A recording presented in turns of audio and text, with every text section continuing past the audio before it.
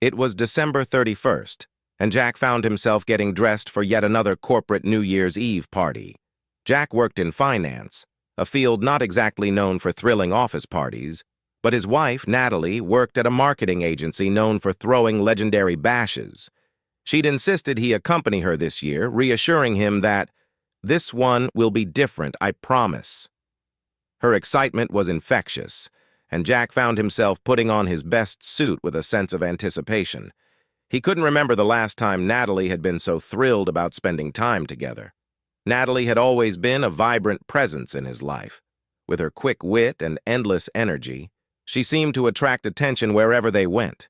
They'd been together for almost a decade, their relationship grounded in shared ambitions and mutual respect. Sure, like any couple, they'd faced ups and downs, but Jack trusted her completely. She was his world. That night, they arrived at the lavish hotel where the agency had rented a ballroom. Everything was set up with extravagance: ice sculptures, a DJ spinning tunes, and an open bar stocked with top-shelf liquor. Jack could already see several familiar faces from Natalie's office, people he'd met at prior events. But it was one new face that immediately caught his eye. A tall, sharply dressed man with a magnetic presence, surrounded by a small crowd. Natalie noticed his gaze. "Oh, that's Alex," she whispered, leaning close. "The agency's newest creative director. Just transferred here from New York. He's amazing, super talented, and honestly, a little intimidating." Jack chuckled. "I think you might be the only one intimidated by him." But the way she looked at Alex made something stir in Jack. It wasn't jealousy, at least he didn't think it was. Just curiosity about the man who seemed to captivate Natalie's attention with such ease. As the night wore on, the atmosphere grew more festive. The countdown loomed closer, and Jack watched as Natalie moved around the room, chatting and laughing with her colleagues. At one point, she grabbed his hand, pulling him into the center of the dance floor. "Come on, Jack. Just this once. Let's dance." He obliged, wrapping his arms around her as they swayed to the music. But even in his arms, her gaze would drift toward Alex, who was across the room, engaged in some lively conversation. It was subtle, but Jack noticed. The party was in full swing, with laughter and chatter blending into the beat of the music. As the clock crept closer to midnight, Natalie excused herself to the restroom, leaving Jack at the bar. He watched her disappear into the crowd and then caught sight of Alex approaching him with a friendly, easygoing smile. "Hey, Jack, right?" Alex extended his hand. "Natalie's husband. She talks about you a lot." Jack shook his hand, feeling an odd mixture of pride and discomfort. "Yeah, that's me," he replied, trying to sound casual. "It's great to finally put a face to the name she keeps mentioning." They chatted for a while, mostly about work and a few shared interests. Alex was as charming as he looked, effortlessly keeping the conversation light and engaging. As they talked, Jack noticed the way people seemed drawn to Alex, like moths to a flame, and began to understand why he commanded so much respect at the agency. Finally, Natalie returned, looking a bit flushed and, to Jack's surprise, slightly breathless. She joined them at the bar, her eyes flickering between her husband and her charismatic colleague. After a few more minutes of small talk, Alex excused himself to mingle with others, and Natalie turned to Jack with an unreadable expression. "I'm going to go check on a few of my team members," she said, giving Jack's arm a soft squeeze. "I'll be back in a bit. Don't worry. I won't leave you alone for long." Jack nodded, watching her blend back into the crowd. He sipped his drink and tried to enjoy the party, but he couldn't shake a strange sense of detachment. Maybe it was just the surreal environment of the lavish event, or maybe it was the way Natalie kept drifting toward Alex's orbit, as though pulled by some invisible force. Minutes turned into nearly half an hour. Jack's curiosity got the better of him, so he slipped through the crowd, looking for her. After scanning the room, he noticed her near the terrace, deep in conversation with Alex. She seemed completely absorbed in whatever he was saying, her body angled toward him, laughter spilling from her lips as she placed a hand on his arm. The sight sent an uncomfortable twinge through Jack, but he shook it off. He approached them, putting on his best smile, and Natalie quickly noticed him. Her expression brightened, but there was a slight hesitation that Jack couldn't ignore. "There you are," she said, stepping toward him. "We were just talking about the project Alex is leading next month. It's going to be huge." "Sounds exciting," Jack replied, his voice steady, but his eyes lingered on Alex for a beat longer than necessary. "Oh, it's more than exciting," Alex chimed in, flashing his confident smile. "Actually, we're doing a team-building trip upstate next weekend. Should be a great chance to bond and blow off some steam after the holiday rush." "That sounds nice," Jack said, trying to sound enthusiastic, though he felt oddly left out. Natalie's eyes flickered, and she bit her lip. "You know, you could come with us. I mean, they always say, the more, the merrier, right?" There was a strange tension in her voice, as if she was trying to convince herself as much as she was convincing him. But something in the way Alex's eyes glimmered told Jack there was more to this invitation than she was letting on. He forced a smile. "We'll see," he said. The clock ticked down toward midnight, and the energy in the room surged. Jack couldn't shake the lingering unease as he watched Natalie move back into the crowd with Alex. It was subtle, but she seemed drawn to him in a way that left Jack on edge, a slight feeling he couldn't ignore no matter how hard he tried. Just as he was about to push aside his discomfort, Natalie reappeared by his side, wrapping her arms around him with a warm smile. "Are you having fun?" she asked, looking into his eyes with that familiar spark he'd fallen in love with so many years ago. "Yeah," Jack replied, smiling as he pulled her closer. For a moment he felt like everything was okay. But then Alex appeared behind her, drink in hand, flashing a smile that was just a little too knowing. He raised his glass. "Here's to New Year's, guys. Fresh starts and new opportunities." Jack clinked his glass with Alex's, forcing himself to smile as he swallowed a gulp of champagne. The countdown began. 10, 9, 8, and the crowd pulled in close, ready for the stroke of midnight. Natalie leaned in, brushing her lips against Jack's cheek. "Happy New Year, babe," she whispered, her voice low and sweet. As the crowd erupted in cheers and the DJ pumped up the music, she kissed him quickly before pulling away. "I'm going to grab my coat," she said, barely audible over the noise.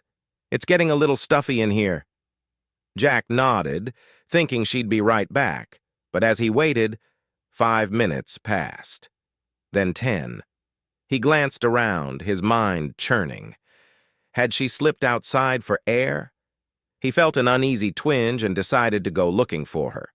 As he moved through the dimly lit hallway outside the ballroom, he noticed an open door leading toward a staircase. Instinct guided him, and he followed the faint sound of voices down the stairs. He reached a hallway lined with a few unmarked rooms, likely private offices. His heart pounded as he heard faint laughter echoing from behind one of the closed doors. Jack edged closer, barely breathing as he pressed his ear against the door. There it was, Natalie's laughter, unmistakable, but tinged with something unfamiliar, almost flirtatious. And then another voice, Alex's. Jack's mind raced, every suspicion he'd felt that night colliding with this moment. It was like he was outside himself, paralyzed with disbelief. His gut urged him to throw open the door, confront them, demand answers, but he stopped himself, unwilling to let his worst fears be confirmed in such a brutal way. Just then, he heard the unmistakable sound of a soft, intimate whisper. His heart shattered as he backed away, the reality crashing over him. He took a deep breath, rage and betrayal swirling in him like a storm, and he walked back to the ballroom alone, the room now feeling strange and hollow. He would make them pay for this, both of them. Jack returned to the ballroom, his mind racing, replaying every look, every subtle touch, every stolen glance he'd seen between Natalie and Alex that night. As the revelry of New Year's Eve continued around him, he felt like an outsider looking in, detached and numb. He had a plan forming, something dark and deliberate, but he needed proof. If this was happening, he was going to make sure they didn't slip away unscathed. He pulled out his phone, texting Natalie casually. "Where did you go?" "Getting worried over here." He watched the message go through and saw the indicator showing she'd read it, but there was no reply. His suspicions were all but confirmed. Still, he knew he had to bide his time, play his cards right. He went to the coat check, picking up her coat and pretending to laugh and joke with the other guests in case anyone was watching. All the while, he kept a close eye on the hallway leading to the stairwell, and finally, after what felt like an eternity, he saw them emerge, Natalie and Alex, looking flushed, laughing softly. Natalie pulled her coat on, glancing around to see if anyone was watching, but she didn't notice Jack in the corner, observing her every move. When she finally spotted him, her face registered surprise for just a second before she covered it with a smile. She walked up to him as though nothing had happened, pressing a quick kiss to his cheek. "Ready to go?" she asked, her tone light and airy, almost too casual. "Of course," Jack replied, his own smile practiced and calm. He slipped his arm around her, feeling her lean into him, trying to act as though the evening had been nothing but innocent fun. As they left, Jack kept the conversation light, asking her about the party and their friends, even making her laugh once or twice. But inside, he was seething, every word feeling like a betrayal in itself. He let her talk and watched her closely, her nonchalance only adding fuel to the fire. That night, while she slept soundly beside him, he lay awake, replaying the evening in his mind, feeling the weight of her betrayal settling in. He had everything he needed to turn the tables on her, just one piece of evidence that would be undeniable. Over the next few days, Jack put his plan in motion. He knew Natalie's weaknesses, the secrets she kept about work projects, the over-the-line friendly messages she'd exchange with clients and colleagues. Her new infatuation with Alex had clearly blinded her to the risks, and Jack was more than willing to exploit that. He began by setting up a few cameras and audio recorders in their home office, places Natalie wouldn't think to check. Then he discreetly synced her phone to his laptop, enabling him to monitor her messages. Sure enough, the texts between her and Alex were more than enough to confirm his suspicions. They were flirty, suggestive, sometimes graphic, and damning. Each time a new message came through, Jack felt the sting of betrayal anew, but he kept his calm, knowing his patience would be rewarded. He saved the screenshots, carefully cataloging them into a file, documenting everything meticulously. He didn't just want a confrontation. He wanted a complete takedown.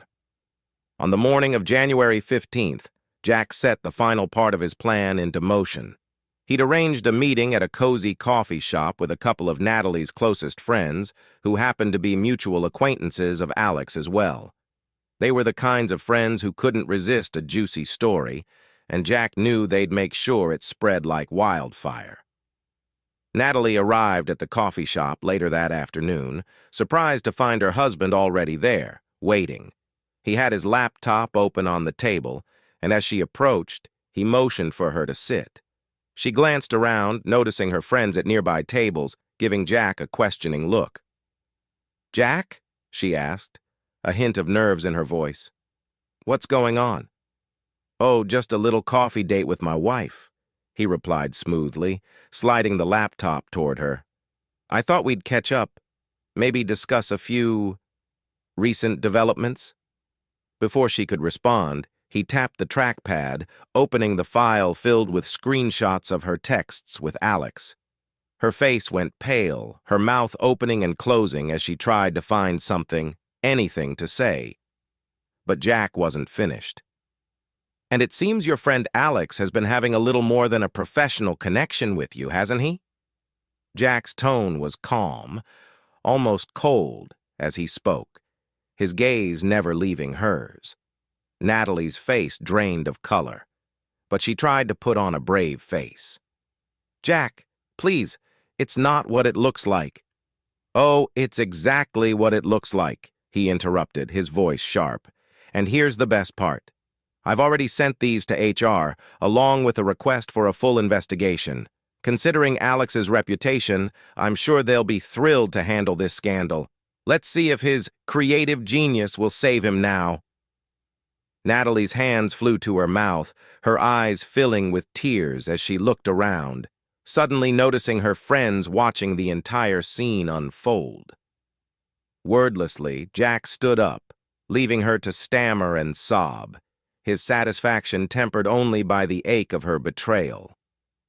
That evening, he changed the locks on their home and sent her a single final message: "Consider yourself served."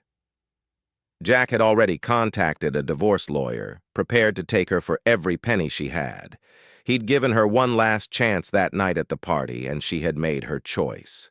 And now, her life, her job, and everything she'd risked for that fleeting moment would come crashing down around her. As he shut the door on their life together, he felt a strange calm wash over him, a quiet, steady peace.